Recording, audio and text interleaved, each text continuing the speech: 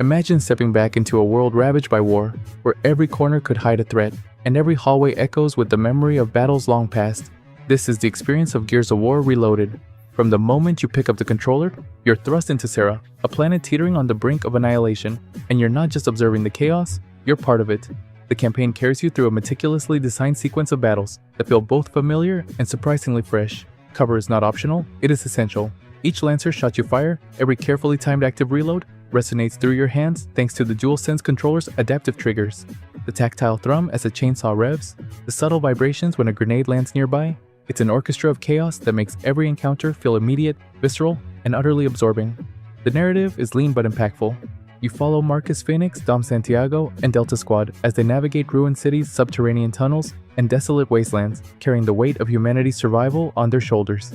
There are moments that spark curiosity, a fleeting mention of missing family, a shadow of past battles, but the story is largely propelled by action, tension, and the thrill of survival. It's a game that trusts you to engage with its world without holding your hand, letting you feel the stakes through combat rather than exposition. Reloaded excels in its pacing and environmental design. The lighting bathes ruined cityscapes in dramatic shadows, while HDR adds depth to every detail. Even years after the original release, the game's visual language feels deliberate and effective, enhancing the sense of danger around every corner. Enemy placement, cover mechanics, and level layouts create a rhythm that balances tension and reward, making victories feel hard-earned and losses punishing. Multiplayer is where the game's heartbeat becomes communal. Skirmishes are intense, tactical, and immediate. Whether you're roadie running into a firefight, leveraging cover, or timing a shotgun blast, the gameplay rewards both skill and strategy. Crossplay opens the door to a vibrant, competitive community, while 120 frames per second support ensures every encounter is fluid, responsive, and satisfying. Reloaded is not without its limitations. Enemy variety is modest, and the campaign's linearity may feel restrictive to some. Yet, these constraints allow the core mechanics to shine, emphasizing the thrill of cover-based combat, the tactile pleasure of weapon handling, and the drama of survival in a world on the edge. In the end, Gears of War Reloaded is a love letter to a defining era of gaming, remastered for modern hands, eyes, and hearts. It doesn't need to reinvent the wheel, it thrives on the intensity and clarity of its vision. For fans of tactical shooters, those hungry for cooperative campaigns, or anyone curious to experience the roots of modern cover-based combat, this is a must-play. I scored Gears of War Reloaded a solid 9 out of 10. It's visceral, immersive, and unapologetically intense. A game that makes you feel the weight of every firefight and the thrill of every hard-fought victory. Metal Gear Solid Delta Snake Eater is not just a game, it's an experience that refuses to let you glance at your watch. From the first drop into the lush, sprawling jungles of the Soviet wilderness, you feel the weight of your mission pressing down. The world is alive in a way that few modern titles dare to attempt. Leaves rustle, distant wildlife echoes, and the sun pierces the canopy in fractured beams that almost feel tangible. Every step you take matters. You step into the boots of Naked Snake, a soldier whose identity is intertwined with the morality of war itself. The story doesn't just unfold, it envelops you. You are not merely watching history, you are shaping it. One decision, one stealthy crawl, one careful aim at a distant patrol. There's a deliberate tension in every encounter, the kind that makes your pulse spike without a single explosion in sight. This is survival at its purest. Camouflage, patience, and calculation. Gameplay in Delta, Snake Eater is immersive because it's layered. The classic Metal Gear stealth is present and refined. Your movements are heavy with consequence, yet fluid enough to feel natural. The jungle is both ally and threat. Hiding in foliage is comforting until the rustle of a leaf betrays your position. Combat is a dance between precision and improvisation. When confrontation is unavoidable, the system rewards adaptability, whether with improvised weapons, tactical gadgets, or carefully timed melee maneuvers. The attention to detail is staggering, from the texture of a wet uniform clinging to your character's back, to the subtle audio cues of enemy patrols. Delta Snake Eater makes you listen, watch, and think. Each zone feels alive. You can almost smell the damp earth, hear the hidden insects, and sense the oppressive tension of being hunted. These sensory cues transform the act of playing from simple input into a visceral, almost meditative experience. Narratively, the game balances personal stakes with geopolitical weight. You encounter allies whose loyalty is tested, enemies whose presence challenges your morality, and situations that force you to consider the cost of victory. It's a story that lingers, urging reflection long after you put down the controller. Emotional depth is interwoven with gameplay. Failure is not punished with mere repetition, but with a reminder of fragility in life, mission, and ideals. Delta Snake Eater demands patience and rewards observation. It's not about fast-paced thrills, it's about immersion, strategy, and the slow burn of tension. For players seeking a story-driven adventure that tests not only reflexes, but critical thinking and empathy, this is a rare gem. The remastered mechanics, graphics, and audio work harmoniously to ensure every moment feels alive. In conclusion, Metal Gear Solid Delta Snake Eater is a masterclass in stealth, storytelling, and atmospheric design. It's challenging, thoughtful, and emotionally resonant, offering a journey that lingers long after the credits roll. I give it a 9 out of 10. I recommend it to gamers who love stealth action with narrative depth, players who thrive on tactical problem solving, and anyone looking for a game that transcends entertainment to become an unforgettable experience. Shinobi Art of Vengeance opens with a promise and a cut, steel on bone, silence between breaths. From the first swipe, the game understands the fantasy, precision, momentum, and a single, decisive answer to chaos. You play Joe Musashi, a man who has lost almost everything, and the blade becomes the only language he needs. The story is lean on purpose, grief, resolve, pursuit, and that restraint lets the action carry the weight.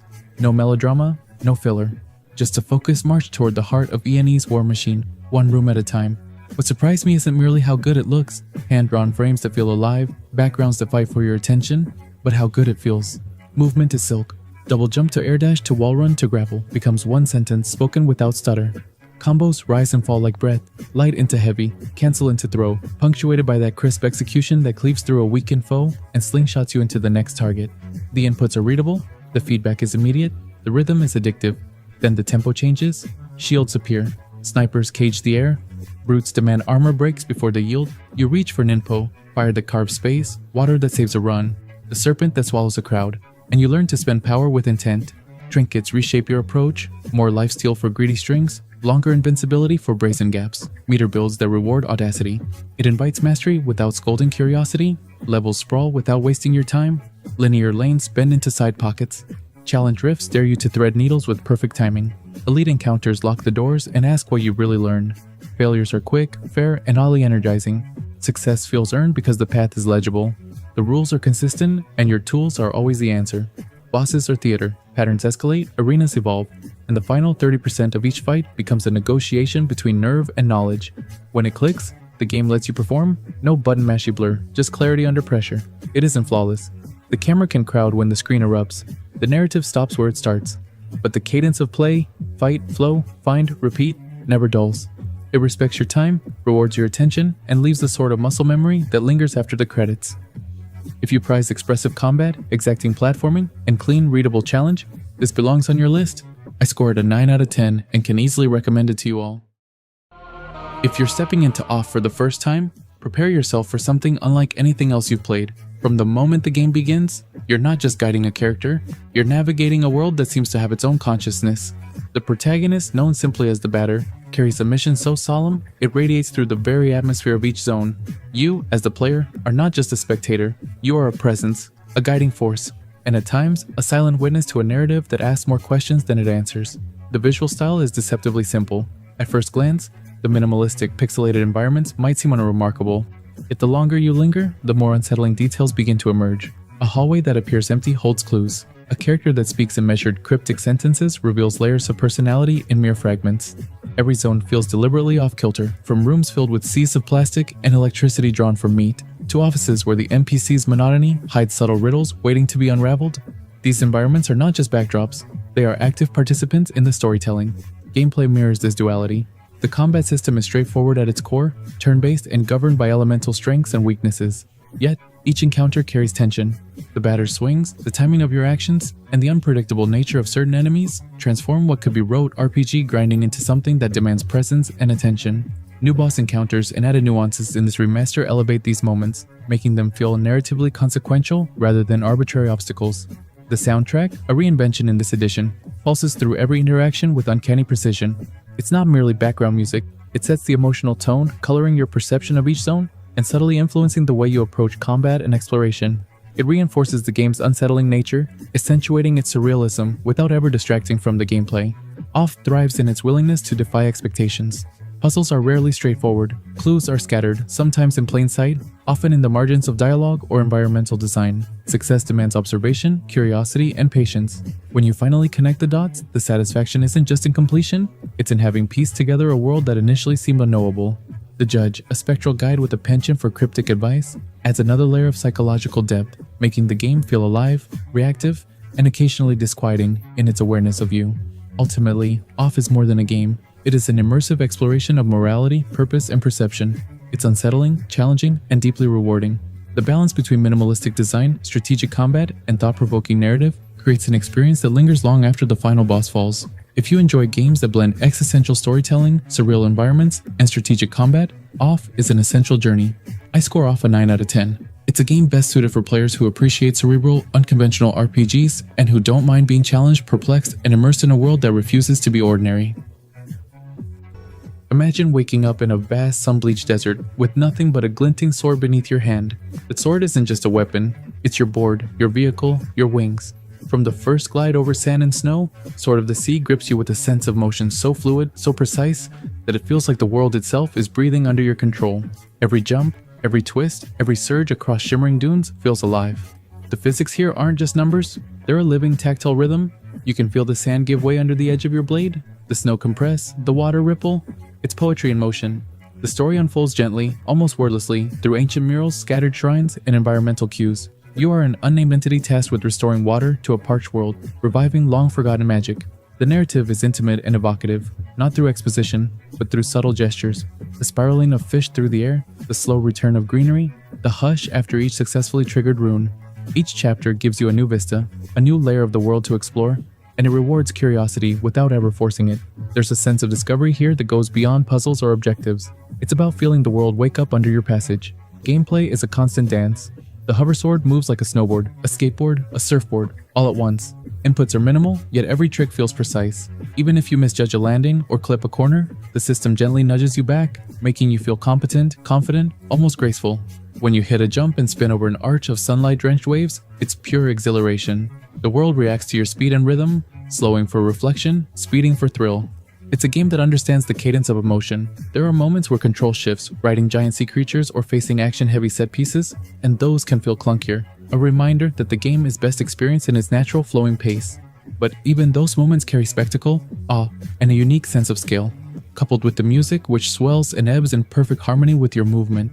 The game's emotional highs are undeniable. Sword of the Sea is short, roughly 2 to 3 hours for a first playthrough, but it invites repetition. Collectibles, new tricks, speed challenges, they all make returning to the world irresistible. It's a meditation wrapped in adrenaline, a ballet performed on sand, snow, and water. If you crave games that make movement an art form, that immerse you in a world alive with subtle magic and serene beauty, Sword of the Sea is essential. Even with its minor pacing bumps, it's an unforgettable experience. I give it a solid 8.5 out of 10. It is perfect for players who love exploration, fluid mechanics, and worlds that breathe with quiet wonder. Hurdling isn't about winning, it's about keeping a promise. You wake under a bridge, meet a shaggy red-eyed calicorn with its snout stuck in trash, and decide to be the person who leads it home. No speeches, no quest log. Just you, a stick twined with flowers, and a herd that learns to trust you. Guiding them feels wonderful. And nerve-wracking. You stand behind the herd and trace a gentle arc with your staff. The animals flow in that direction like a living tide. Tap to settle them, hold to slow them to a careful creep. When the valley opens, spend a charge and they surge into a stampede, hooves thundering, fur catching the light, music lifting you off the ground. The meter refills when you lean into connection, running through blue fields together, feeding fruit, taking time to care. That's the loop. Bond, move, breathe. It isn't always graceful. The herd widens as it grows. Edges snag on fences. A straggler panics near a cliff. Your camera swings wide to show a skyline just as you need precision. Petting, grooming, and healing can be finicky when bodies bunch together. And when a mistake costs a life, the absence is loud. You feel it on the next ridge. Between set pieces, icy slides, creaking bridges, silent roads, the game gives you campfires. You decorate horns with found trinkets. You pull twigs from coats. You sit. The world speaks in color and weather. The score answers in drums, winds, and strings that rise with your stride and hush when you do. No dialogue is needed. You can hear what home sounds like. Hurdling isn't long, but it lingers. It's a tactile meditation on stewardship, how guidance can be gentle, how bravery can be quiet, how responsibility weighs and warms at the same time. The rough edges are real. Occasional camera fuss, repeated stealth beats, input quirks around the herd. The heart is realer. When the mountains finally open and your herd runs because they want to, not because you told them to, that's the prize. For me, it is an 8.5 out of 10, and it is a game I can recommend to players who love patient, companion-driven adventures, light puzzle traversal, and soundtracks that carry you. If you crave twitch combat or dense systems, grace elsewhere. Imagine stepping into a mansion frozen in time, somewhere in the 1960s. Every corner hums with secrets. Every hallway whispers stories you aren't meant to hear. This is Iwakura Arya. From the moment you take your first steps as Ichiko Kitagawa, a young woman seeking escape from a life of quiet disappointment, you feel the weight of the house pressing in. It's not a horror game, it's not a thriller, but it is unsettling, and it draws you in like a slow, inevitable tide. The art immediately pulls you in. Hand-drawn, muted, and precise, it captures both warmth and the chill of isolation. When the story shifts to pencil sketches reflecting Ichiko's own artwork, the effect is subtle but profound. You begin to inhabit her perspective, sensing her fragile hope, her longing for recognition, and the quiet, hesitant stirrings of desire that grow between her and Arya. Gameplay is deceptively simple. You read, you explore, and you make choices. But each choice feels like a key turning in a lock, changing the way the mansion reacts, how its inhabitants regard you, and how events unfold. The mansion isn't just a backdrop, it's a puzzle. Every room has meaning, every letter, every glance, every carefully placed object is a thread you can follow to understand someone, or perhaps to unravel a secret. The branching narrative is where the game truly shines. 9 endings wait to be discovered, each shaped by decisions that feel human, not mechanical. You're not chasing points or stats, you're navigating relationships, trust, and perception. Some endings surprise you, some leave a lingering ache, and all of them make you reconsider choices you thought were minor. The passage of time in the story adds a remarkable depth. Seeing Ichiko decades later, changed by her experiences, gives weight to every choice and every small moment of connection or misunderstanding. Sound design is understated but effective. Japanese voice acting brings life to every line, even if you rely on translations. Pauses, shifts in tone, subtle hesitations. They make conversations feel alive, intimate. Music is sparse, and while loops repeat, it rarely distracts. In fact, it enhances the feeling of being suspended in this house, removed from the outside world. Replaying is a joy, not a chore. Fast saves and revisiting key moments encourage experimentation. The game doesn't hold your hand, yet it never feels punishing. It rewards patience, careful observation, and empathy. Iwakura Arya is delicate, intricate, and immersive. It's a visual novel that understands how to make you feel seen, even as you watch its characters grapple with their own isolation and longing. If you crave atmosphere, subtle emotional tension, and a story that lingers after you've closed the game, Iwakura Arya is an experience worth taking. I give it an 8.5 out of 10. It is best suited for gamers who enjoy visual novels, emotionally layered narratives, and intricate character studies, where every choice carries weight and every interaction matters. Lost Twins 2 is the rare puzzle platformer that lowers your pulse and sharpens your focus at once. The world greets you with soft brushstrokes and clean shapes. It whispers, not shouts. You guide Abby and Ben, twins pulled through a portal into storybook-like places. No timers, no enemies, no fail screens, just curiosity and consequence. Each level ends when both reach a glowing gate, but only after you've gathered feathers and nudged the environment into alignment. The twist is that the level itself is your tool. Slip into a design view, rotate and shift chunky pieces of terrain. Some only turn one way, so you stage a route, park a twin in the right alcove, then snap the world together, and a path appears. It's spatial reasoning blended with playful experimentation, and when it clicks, it really clicks. Solo play feels like juggling with 2 hands from one brain. Quick swaps, tidy timing, a rhythm of think, act, adjust. Couch co-op softens the mood. One holds a switch while the other slides tiles, grins when an idea lands. New regions keep the logic evolving. Pressure plates, water gates, breakable domes, lifts, elevators. The difficulty climbs gently, but more about foresight than precision. A small hub ties it together. Craft does the heavy lifting. Movement is crisp. Tile shuffles land with a clean clack. Lighting guides your eye. The music floats, airy motifs, room to breathe, and encourages patience. It isn't flawless. A few early puzzles telegraph answers, and in co-op, the flow can hiccup when a reset breaks momentum. I also wanted more optional secrets to chase after the credits, but those are small scuffs on polished stone. For a calm mind and clever hands, this is a world worth holding. If you love spatial puzzles, meditative platformers, or shared sofa problem solving, jump in. If you crave combat, twitch tests, or sprawling progression, this won't be your cup of tea. For me, it is an 8.5 out of 10. I wasn't expecting much when I first launched the RPG. The minimalist visuals, the quirky low poly art style, it all felt like it might be just another small indie experiment. But within minutes, something clicked. There's a kind of charm here that goes beyond looks. It's a world that doesn't take itself seriously, but that's exactly what makes it so inviting. The game opens with a playful tone, almost like a wink to anyone who's spent time in sprawling RPGs. The story is light, sure, but it's woven with sharp humor and clever references that make each quest feel like a joke shared between old friends. You don't just wander through a dungeon, you're part of a living parody that pokes fun at itself and the very genre it belongs to. It's refreshing to see a game that's self-aware without ever feeling smug. Combat is simple, but satisfying. You have your basics: attack, parry, dodge, and the timing feels just right. It's not about flashy combos or complex rotations. Instead, the combat rewards you for patience and style. You can engage or avoid fights, giving you freedom to explore your own way. That flexibility, combined with a streamlined inventory and skill system, means less time managing numbers and more time adventuring.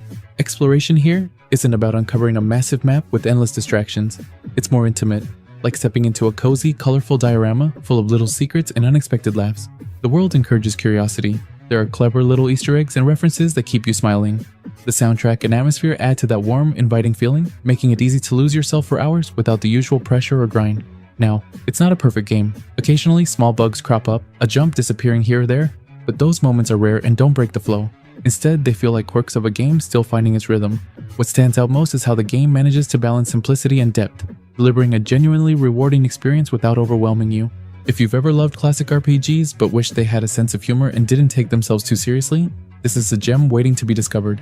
It's perfect for players who want a short, sweet adventure filled with personality, where the joy comes from exploration and laughter as much as from character progression. To sum it up, the RPG is a playful love letter to the genre, with enough heart and wit to captivate both newcomers and longtime fans. It's an experience that's as much about having fun as it is about RPG mechanics. For that, I'm giving it an 8.5 out of 10. If you enjoy games that blend humor with classic RPG elements and want something that's easy to pick up but hard to put down, the RPG is absolutely worth your time. I step into Joey Drew Studios as Boris, not the sidekick, not the comic relief, a survivor with a heartbeat loud enough to measure distance. The place breathes ink, doors mutter, lights flicker like bad memories. Every run asks the same question: how much am I willing to risk for one more scrap of hope? The loop is simple but never sleepy. Scavenge. Listen. Mark the path in your head. When the ink demon stirs, the air buckles. You don't check a map, you gamble on instinct. Sprinting is a promise you'll repay with interest. Hiding feels like confession. Combat is deliberate. One swing too greedy, and you donate your progress to the puddles. Blocking matters when you trust the timing. Traps buy seconds, not safety. Procedural floors repeat shapes, yet the tension comes from what you bring to them.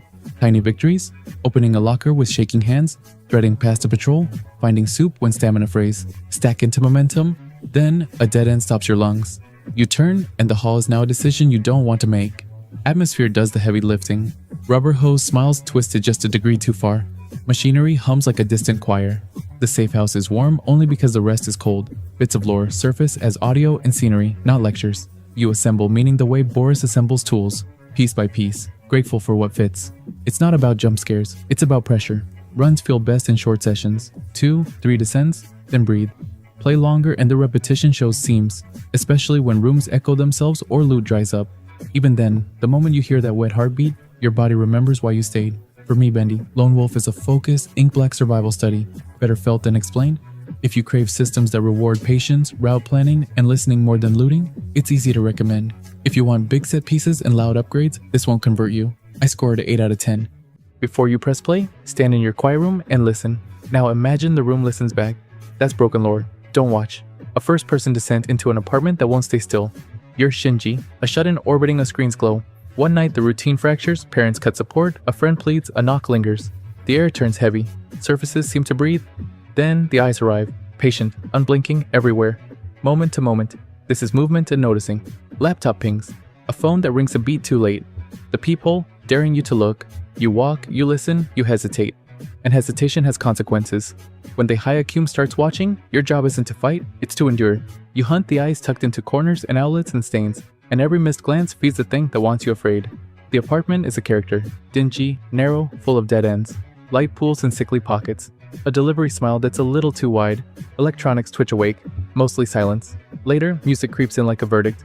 The Japanese voice work grounds it, weary, human, while the sound design weaponizes small noises. A door chain, a kettle, your breath. A short retro interlude toys with perspective. Clever, a bit indulgent, but it keeps the dread simmering. About an hour, perfect for a single, nerve-tight sitting, linear by design. The focus pays off. The repetition dulls the shock. What stayed with me wasn't a jump scare. It was the gaze. The sense that every choice, to look, to avoid, to wait, was being judged. Isolation here isn't backdrop. It's the antagonist with 1,000 pupils. I score it an 8 out of 10 and recommend it to players who crave slow-burn psychological horror, intimate spaces, and narrative over mechanics. Fans of tension, not spectacle. If you need constant action, branching choices, or sandbox, this will feel sparse. But if you're ready to let a room look back at you, don't blink. And then there's you, the new farmer in town. I walked into Zephyrtown expecting a quiet farm, and what I found was a town that inhales all week and exhales on Saturday. Every day is prep, every Saturday is a performance. That rhythm is the heartbeat of Story of Seasons Grand Bazaar, and once it clicks, it's hard to shake. Morning chores feel tactile and intentional. Soil hums under the hoe. Fertilizer nudges quality upward. A neat leap lets tools sweep multiple tiles so flow never stalls. Animals aren't chores, they're companions. Dogs and cats learn to herd, turning routine into a small joyful show. Then the windmills start spinning. You load milk for butter, rice for flour, or for jewelry. Set timers. And think in days, not minutes. It's planning disguised as play. Movement matters. The glider changes how the town reads. Rooftops become roads. Gusts become shortcuts. Strong wind carries you. Weak wind asks patience. That same breeze powers the mills so the weather isn't a backdrop. It's a system you ride. Saturday is the rush. You stage your stall, ring the bell, watch thought bubbles bloom over shoppers, swap stock on instinct, trigger cheers, and ride a tiny market frenzy. Decorating for passive boosts feels clever, but the real thrill is reading the room, selling what you brought because you knew what the week would want. Miss a goal and you wait a week. Nail it and the bazaar levels, new vendors arrive, and Zephyrtown feels fuller than yesterday. Between sprints, the town breathes with you. Small scenes, warm voices, gentle jokes. Kindness stacks like fertilizer. Requests sometimes gate friendships and can nag, and early hours move slowly. Inventory quirks and a fussy quality system can pinch midweek, fishing drags. But the cadence, prepare, perform, exhale, keeps pulling me forward. Visually, it's clean and bright. Wind-tossed trees, cozy interiors, crisp UI. Audio carries the weight. Soft melodies by day, a playful lift on market mornings. Performance is steady, loads are brief, nothing gets between you and the loop. Grand Bazaar isn't about maximizing acres. It's about making Saturday sing. If you crave cozy structure, light strategy, and a shopkeeper's high, this is for you. If you hate waiting for weekly milestones or prefer endless sandbox freedom, you may bounce. I score it at 8 out of 10. Recommend it to planners, life sim fans, and anyone who wants their farm game to end each week with applause. Demon Slayer? The Hinokami Chronicles 2 isn't just a continuation. It's a vivid retelling, a reinvention of how anime-based games can connect emotion, action, and storytelling. From the moment the menu screen fades in, the game feels alive. Every sound, every stroke of color, every voice line pulses with intention. It doesn't ask you to remember what came before, it shows you. Chronicles 2 follows Tanjiro and company as they plunge into the thick of the entertainment district, the swordsmith village, and beyond. Yes, you fight, often, but it never feels like button mashing. There's a rhythm, a texture to combat. Every dash, every clash, you feel the weight. Not because of the mechanics alone, which are responsive and much more fluid than the first game, but because the stakes are constantly pulsing beneath your fingers. The camera sweeps through battles like a dance. Sometimes it disorients, but mostly it elevates. Moves feel earned. Specials explode not for show, but for release.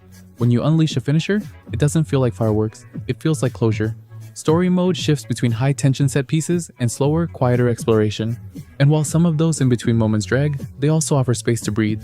You're not just watching characters develop, you're walking with them, talking, reflecting, failing, growing. The game isn't massive in scope, but it's dense in detail. Side content, roguelike training paths, and arcade ladders bring replayability. But what really holds you is the intimacy of it all.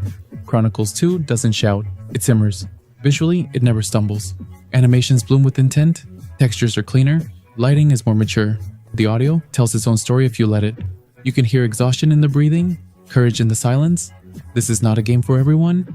If you crave deep systems or genre-defining mechanics, you may find its walls too smooth to climb. But if you care about immersion, tone, and fighting games that feel like narrative vessels, this game understands you. It knows the difference between flash and feeling, and it delivers both. For me, it is a 7.5 out of 10, and I can easily recommend it to anime fans, narrative-driven players, and those who value cinematic combat that doesn't forget its heart. Press start, and the world doesn't wait for you. Artiste Impact drops you into a soft ruined city where routine and catastrophe share the same sidewalk. You play a Kani, a swordswoman with a stubborn grin, and Bot, a hovering smartmouth who patches you up and keeps you honest. I preferred it windowed smaller, where every pixel breathes. The comic panel flourishes, and sudden black screen flashes of steel feel electric, like memories intruding. What surprised me most wasn't the plot beats, it was the feeling of living. Days pass. You chase rumors, punch a clock, take odd jobs, blow your allowance on snacks, and find meaning in tiny kindnesses. Doors you thought were set dressing open. A throwaway joke becomes a late-night scene that actually matters. Exploration isn't a checklist here, it's a conversation with a place that talks back when you push. Combat is turn-based, quick, and tactile. Hits land with industrial clangs, counters crack like thunder, build momentum and you'll bulldoze trash mobs, sleepwalk into a debuff, and a simple fight becomes attrition. It isn't a system for min-maxing spreadsheets, it's closer to mood. Prepare well, strike fast, don't get cute with elements that bite back. Akane grows in ways that aren't just numbers. Meals, baths, training, small acts, they echo through her stats, but more importantly, through her voice. She doesn't always choose what I would. Sometimes the distance stings. Sometimes it's the point. This is her story, and I'm a participant, not a puppeteer. It isn't perfect. The early hours can wobble. A few dungeons feel thin. Difficulty wanders between Featherlight and Brick Wall. A couple interactions miss the tone the world deserves. But the art direction, pixel intimacy fused with manga punchlines, kept winning me back, and the soundtrack holds a gentle, melancholic glow that lingers after the screen goes dark. For me, artist impact is messy, heartfelt, and singular. An RPG that values presence over polish and curiosity over conquest. If you love character-driven adventures, dense towns, and systems that reward wandering, play this. If you need airtight balance and encyclopedic tooltips, you may bounce. I scored a 7.5 out of 10. If you've ever wondered what it feels like to step into a living, breathing slice of early 20th century Sicily, with all its sun-drenched streets, the scent of vineyards, and the quiet menace beneath it all, Mafia, the old country invites you in.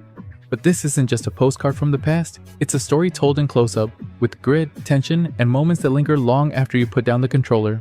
Playing as Enzo, a laborer pulled from the sulfur mines into the shadowed halls of the Teresi family, you're drawn into a world that's both familiar and fresh. The narrative leans heavily on tradition, betrayals, alliances, and the slow, painful climb through the ranks. But it's the small details that truly pull you under. The way Enzo's face tightens during a tense negotiation, or the silent weight of an empty street just before chaos erupts. These moments feel earned, genuine. Mechanically, the game is a leaner beast than many expect. It sheds the sprawling, open-world ambitions of its predecessor, focusing instead on tightly designed chapters that keep the story moving forward. The gunplay feels solid, reliable, and satisfying when you find your rhythm, but the knife fights, while intended to break up the pacing, often come off as tedious. Still, this simplicity works in the game's favor, letting you concentrate on the atmosphere and story without drowning in overly complex systems. And then, there's the world itself. Sicily isn't just a backdrop, it's almost a character. The dusty roads, the distant rumble of Mount Etna, the intricate architecture of the Teresi estate. Every frame is carefully composed, yet this beauty is a double-edged sword. The game gives you only brief glimpses to soak it all in, and while there's an explore mode tucked away, the map often feels like a beautifully wrapped gift that you're not fully allowed to open. It's frustrating, because you can sense the stories hidden in every corner, waiting to be uncovered. Performance-wise, expect some hiccups even on high-end setups. A reminder that polish in visuals sometimes comes at the cost of smoothness. But these moments don't break immersion, they almost add to the game's raw, lived-in feel. Ultimately, Mafia, the old country is a carefully crafted story first and foremost. It doesn't seek to reinvent the genre or dazzle with innovation. Instead, it whispers a familiar tale with affection, grounding it in place and time. If you crave narrative depth wrapped in a lovingly rendered world and don't mind sacrificing a bit of gameplay variety, this game will hold you. On the flip side, if your heart beats for sprawling freedom and gameplay experimentation, this might feel too contained, too polished, and linear. For me, it is a solid, memorable experience that's perhaps a bit shy of greatness. I give it a 7 out of 10, and recommend for those who treasure story-driven adventures, rich world-building, and cinematic presentation, especially if you're a fan of classic Mafia tales. I stepped into Echoes of the End with cautious curiosity, drawn by its promise of a magical world and a story woven through ancient power and loss. From the moment I took control of Rin, I felt the weight of her world, a land scarred by magic, where every step forward is shadowed by the threat of devastation. It's a world that's both familiar and strange, with landscapes inspired by raw, Icelandic beauty, vast vistas that pull you in, moments of quiet awe that contrast sharply with the tense urgency of the fight ahead. Playing as Rin, you are not just a fighter, you are a conduit for this world's magic. Her powers are impressive, telekinetic, and brutal, able to bend the battlefield with a thought. But the magic never feels effortless. You wrestle with it. Targeting can be finicky, and timing your abilities demands patience, which creates a strange tension during combat. It's thrilling when it works, utterly frustrating when it doesn't. Enemies can swarm with relentless pressure, turning fights into a dance of precise strikes and evasions that are sometimes undercut by inconsistent enemy behavior or clumsy animations. Yet, this struggle with control fits the story. Rin is flawed, raw, and at times difficult to warm to. She's carrying grief and mistrust, and it shows in how she moves and speaks. Her voice carries the weight of someone barely holding on, and while that can make her feel abrasive, it also grounds the game in a deeper, more personal conflict. She isn't a heroic figure shining in light, but a person fighting her own shadows. The game's narrative unfolds steadily, revealing a world of ancient crystal wards and the danger they hold. Exploration feels purposeful, though the pacing can sometimes sag. Puzzles and environmental challenges are well crafted, offering moments of genuine satisfaction when you manipulate the environment to progress. These quiet interludes balance the combat's chaos and deepen your connection to Ima's mysterious magic. but Echoes of the End doesn't escape its rough edges. Technical hiccups, crashes, texture pop-ins, and occasional AI confusion pull you out of immersion. It's frustrating, especially during key moments or boss fights where repetition due to crashes chips away at your investment. Yet, beneath this, the core experience still shines through. The voice acting, with its Icelandic undertones, adds a unique flavor to the characters, making the world feel lived in and authentic. This is a game about struggle, both external and internal. It asks you to embrace imperfection, to find beauty in moments of frustration and fleeting triumph. It's not perfect, but it's sincere. For players who appreciate a moody, atmospheric journey with layered combat and a story that's more about the burden of power than simple heroics, this game will resonate. I give it a solid 7 out of 10. It's worth experiencing if you're drawn to thoughtful fantasy worlds and don't mind wrestling with some roughness along the way. Goosebumps was the kind of mischief I could keep in my backpack. Quick frights, big imagination. Terror in Little Creek taps that same energy, but asks you to live in it. You step into Sloane Spencer's shoes on a curfew-locked night, and the town whispers about things adults refuse to see. The goal isn't conquest, it's curiosity. Moment to moment, the game plays like soft-footed exploration with sharp decisions. Puzzles aren't just locks with keys, they're small acts of noticing, tiny rotations, match symbols, scavenged hints, tactile wins that keep the pace breathing. When stealth arrives, it's about tempo more than terror. Listen first, move second, hide because it feels clever, not compulsory. The slingshot is the quiet star. Pebbles thrown with a simple plink, doubling as distraction and puzzle tool. You can muscle past some encounters, and that's a trade the game makes on purpose. Approachability over brutality. Chases raise the pulse without spiking the stress. Getting caught stings, but rarely ends your night. That forgiveness keeps the world inviting, especially for anyone who usually bows out when horror turns mean. The tone walks a careful line. Colors are warm, shadows playful, yet the soundscape threads unease. Footsteps you don't own, a breath that isn't yours. Friends banter to keep the night from swallowing the fun. It's spooky, not scarring. Goosebumps, not nightmares. It isn't flawless. Backtracking can dull the shine, movement drifts towards sluggish, and enemy behavior is more rumor than reality. But the mystery carries you, the puzzles reward attention, and Little Creek becomes a town you'll wade through rather than rush past. Terror in Little Creek is a thoughtful, kid-forward horror adventure that invites curiosity, rewards observation, and respects nerves. I recommend it to younger players, cautious horror fans, parents playing alongside kids, and puzzle-first explorers who prefer mood over misery. For me, it is a 7.5 out of 10. Ritual of Raven is one of those games that quietly invites you in, like a soft knock on a magical door. At first glance, it might seem like just another farming sim, but it quickly reveals itself to be something more. A cozy, contemplative journey wrapped in pixel art and spellcraft. You don't just farm crops here, you wield magic to automate and orchestrate your little corner of the world, blending the familiar with a fresh, enchanting twist. The story pulls you in with a sense of gentle urgency. You're a stranger pulled through a mysterious portal to Lania, a world caught between chaos and calm. The portals here are unstable, tearing through reality and inviting strange creatures inside. Your guide is Sage, a witch who becomes your mentor, until she disappears, leaving you to unravel the mystery and restore balance alongside your quiet, watchful Raven. What's remarkable is how this narrative weaves itself into every task, every enchanted construct you set in motion. The game never feels like just about farming. It's about connection, discovery, and the subtle magic of responsibility. Visually, Ritual of Raven is a warm, painterly pixel dream. The vibrant purples and pinks create a dreamscape that is both whimsical and calming. Each biome feels lovingly crafted, alive with detail that rewards curiosity. The pixel art style isn't just nostalgic, it's purposeful, creating a soothing atmosphere that invites slow exploration rather than frantic grinding. It's the kind of game that encourages you to breathe, to take in your surroundings before moving on. Where Ritual of Raven truly stands out is its approach to gameplay. You don't manually tend to your crops. Instead, you program arcana constructs using tarot and command cards, tiny robots animated by magic and logic. It's a fresh take that turns farming into a puzzle of automation, requiring thoughtful planning rather than repetitive clicking. Early on, this system can feel fiddly, especially when you're still getting used to spatial arrangements and card sequences. But as you unlock more complex commands, a satisfying rhythm emerges. Watching your constructs move seamlessly through fields, watering, planting, and harvesting feels like orchestrating a delicate dance of nature and magic. Alongside farming, side quests and world events keep the narrative alive and vibrant. You meet characters who feel genuine, each with their quirks, their histories, and their own struggles. Though there's no romance system here, the bonds you form through dialogue and shared challenges carry emotional weight. This is a game about care, not conquest. It invites you to slow down, invest in stories, and appreciate the small moments of magic in everyday tasks. There are moments when Ritual of Raven stumbles. Some players might find the quest system a bit unclear, with overlapping objectives that muddy the sense of direction. The farming depth is lighter than other games in the genre, lacking seasonal variety or expansive crop lists. And while the game's length is just right for a cozy story, It doesn't encourage multiple playthroughs, but these are small quibbles in a game that mostly knows what it wants to be, a peaceful, enchanting escape. For anyone looking for a farming sim that isn't just about numbers and efficiency, but about gentle storytelling, magic-infused automation, and a calming world to wander through, Ritual of Raven offers something special. It's perfect for players who want to relax without sacrificing engagement, who enjoy thoughtful puzzles wrapped in a soft, magical glow. I give Ritual of Raven a solid 7.5 out of 10. It's not for those chasing deep simulation or complex economic systems, but for those craving a heartfelt, cozy adventure that feels like a warm cup of tea on a rainy day. Lost Soul Aside is a game that arrives with years of anticipation, and from the moment you step into its world, you can feel the ambition behind every frame. The first thing that strikes you is the combat, fast, fluid, and unapologetically stylish. You can weave weapons together mid-fight, chaining combos that make each encounter feel like a dance of destruction. The impact of each strike, while occasionally inconsistent, still carries a rhythm that rewards experimentation and timing.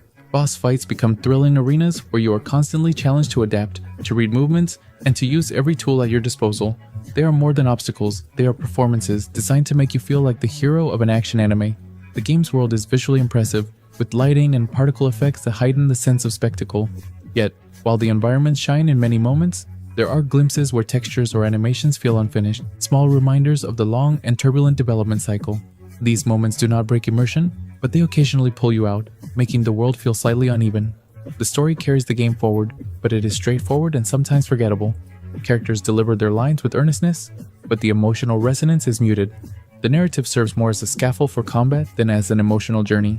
Dialogue can feel stilted, and cutscenes occasionally lose fluidity, but in the midst of battle, these flaws fade into the background. Sound design is where the game often excels. The soundtrack responds dynamically to the ebb and flow of combat, punctuating each combo with an orchestral flourish that elevates even routine encounters. Enemy AI pushes you to stay alert, weaving aggression and unpredictability into fights. Weapon variety encourages experimentation, letting you mix styles, juggle enemies, and string together flashy combos that never feel repetitive. Movement feels responsive, although camera quirks occasionally challenge precision, adding small hurdles in an otherwise exhilarating flow. Performance can fluctuate, especially on PC, with micro stutters and frame dips appearing in graphically dense sequences. On consoles, the experience is smoother, though not immune to minor interruptions. These issues, while noticeable, rarely detract from the sheer joy of controlling your character and orchestrating elaborate fights. In conclusion, Lost Soul Aside is a triumph of ambition and style, a game that delivers exhilarating combat and visual spectacle, even if its narrative and polish leave room for growth. For players who crave fluid, dynamic action, and a canvas to experiment with combat creativity, this is a game that will provide hours of excitement. If you prioritize story depth and absolute technical perfection, patience may serve you better. For its highs and its flaws, I give Lost Soul Aside a 7 out of 10. Discounty understands the rhythm of retail, the tiny wins, the mild chaos, the comfort of routine. You arrive in a wind-bitten harbor town, inherit a supermarket from a sharp-eyed ant, and clock in. The door chime, the hum of freezers, cardboard underfoot. It isn't glamorous, it's satisfying. Days are brisk and tactile. Open the shutters, restock the milk, price the bread, sweep the mess someone just tracked in. The register becomes a tiny performance, tapping in numbers, catching mismarks, feeling the line swell, then flow. Later, you graduate to a scanner, and the cadence shifts from deliberate to rhythmic, faster but less intimate. Layout matters. Shelves nudge shoppers along small arcs. Signs tug at impulse. After hours, you redesign, reorder, and realize the store is quietly becoming yours. Outside the automatic doors, the town isn't twee. It's chipped paint, shuttered facades, salty air, and people with long memories. Conversations carry gossip and grudges. Trade deals ask for trust you haven't earned yet. The story threads through those encounters, growth versus care, convenience versus consequence. It rarely sermonizes. Instead, it lets the work speak, showing how a supermarket can stitch a place together, even as it strains the seams. The loop is cozy because it's concrete. Tasks stack, resolve, and reset. You breathe, then do one more day. Still, a few frictions scuff the floor, stretches of downtime that feel thin, moments where movement or summaries drag, a desire for deeper systems, dynamic pricing, tougher trade-offs, sharper consequences. The game protects you from failure more than it needs to, and sometimes the stakes feel padded. Yet the mood endures, the music settles in without smothering, the pixel art finds beauty in palettes and neon buzz. Most importantly, the work feels like play, and play feels like purpose. Discounty delivers a grounded, gently compulsive supermarket fantasy, honest about labor, warm about routine, and a touch safer than it should be. For me, it is a 7 out of 10. It is a game for players who savor tactile management loops, small town texture, and late night tinkering, not for those seeking sprawling sandbox depth or heavy branching choice. Space Adventure Cobra. The Awakening is the kind of throwback that makes you grin at the title screen and furrow your brow 10 minutes later. You slip into the boots of a cocky space pirate with a mind-linked arm cannon and a past that won't stay buried. The premise is pulp, the stakes are operatic, and the presentation leans hard into neon swagger. It pulls you in fast. Moment to moment, this is a side-scrolling run and gun with platforming that wants to feel precise. You lock your aim, slide under fire, crack a close-range strike, and, most importantly, fire the psycho gun. Pull the trigger, time hangs, and you steer a luminous shot through vents, around corners, across a room. When it clicks, it sings. Threading a shot through 3 targets feels like drawing calligraphy at full sprint. Then the friction sets in. The guided shot occasionally insists on curving toward the wrong threat. The dodge grants invincibility with a half-beat of delay. Jumps land a touch slidey, so tight gaps ask for patience you don't always have. Without a simple crouch, low fire turns into awkward footwork. None of this breaks the game, but it nibbles at your rhythm. Exploration helps. Stages hide shards and orbs that fuel health, utility, and raw gunpowder. Upgrading the cannon isn't a nudge, it's a lurch forward. Enemies that once felt spongy start popping, and your screen control suddenly feels earned. Optional rooms remix hazards and reward curiosity, even if the pacing scatters when you chase them mid-flow. Level design swings. Early sequences are confident set pieces. Later stretches drift into empty corridors, switch hunts, and trap-happy gotchas. Bosses alternate between smart pattern play and elongated damage checks. Checkpoints are generous, so failure stings less, but repetition still creeps in. Presentation is a split personality. Story scenes crackle with attitude, color, and smoke-filled cool. In-engine visuals, by comparison, look clean to a fault. The soundtrack struts, horns, keys, and crisp snares, but the mix sometimes drowns quieter moments. I hit a few technical snags, brief softlocks, inconsistent auto-aim behavior, a rare encounter that only resolved after a restart. Not ruinous, just enough to pull you out of the fantasy when the momentum is building. Here's the truth, when the psycho gun flows, this thing is a vibe. When the controls argue back, it's homework. I admired the swagger, I enjoyed the scavenger hunt upgrades, and I rolled my eyes at the stumbles, often in the same level. I scored a 6 out of 10, and can recommend it for nostalgists who adore pulp space opera, tinkerers who live for routing and upgrade arcs, and patient action fans who can forgive clumsy footing in exchange for style and a singular shooting trick. After spending my day playing the House of the Dead 2 remake, I've gotta say, it often feels like a faithful, blood-soaked memory brought forward. Visually, it shines. Limbs and gore pop with satisfying detail. Enemies have been rebuilt with care. Lighting and textures give scenes new life. The aesthetic upgrade is real, but gameplay is where things wobble. This is a light gun game shoehorned onto a handheld. Gyro aiming should be the answer. Instead, it brings drift and frequent recalibration. Analog aiming is accurate, but slow, at odds with the quick reflex demands of the series. The controls never quite feel set. You will tinker, and you will still feel the tug of frustration. That said, the core still thrills. Boss encounters create genuine tension. One precise shot can flip a fight. Training and boss modes are useful. Local co-op is joyful chaos. Original mode adds small, welcome variations that boost replayability. Audio is uneven. Old voice lines survive and carry nostalgic weight. New sound effects sometimes lack punch. Hits can feel less impactful than they should. Music choices respect the source, but the overall mix could hit harder. Technical hiccups appear, texture pop in, occasional scripting oddities. None are game-breaking, but they chip at immersion. In short, this remake is a lovingly built, imperfect revival. If you're a fan, a collector, or someone who enjoys arcade co-op and is willing to fiddle with settings, you'll find joy here. If you want a flawless plug-and-play light gun experience, look elsewhere. I scored a 6 out of 10 and can recommend it for fans and players who enjoy old-school arcade shooters and cooperative mayhem, not for newcomers seeking an instant, pristine light gun port. Drag X Drive is the most unusual sports game I've played in years. The first minutes feel awkward. 2 Joy-Cons turn sideways, sliding like twin mice across a desk or your legs. Then the haptics kick in. You feel the grit of rubber on hardwood, the tiny clicks of momentum, and suddenly, the wheelchair isn't a prop, it's the instrument. When the rhythm lands, push-push-lift becomes a cadence, and the game starts to sing. Matches are short, 3-on-3 bursts inside a concrete bowl that doubles as a court. It's basketball with a mischievous streak. You build speed, pop a bunny hop, bank up a ramp, and steal slivers of extra score. Those tenths matter. Defense is gloriously physical. Square up, take the lane, collide head-on, and the ball coughs loose with a satisfying jolt. The best moments flow, intercept, half-turn, teammate streaking ahead, flick of the wrist, net. But this brilliance has rules. The game demands space, posture, and patience. On a sturdy desk, it's magic.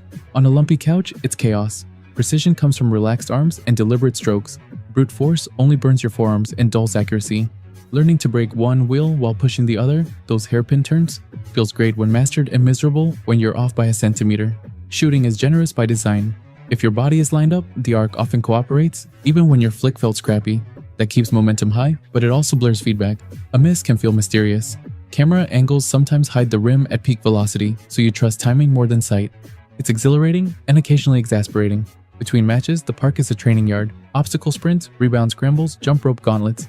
They teach control, but rarely surprise. Customization exists, mostly helmets and palettes, and doesn't change the conversation. There's no real campaign, little meta progression, and the experience shines brightest with a full lobby of friends. When it clicks, you'll play another round.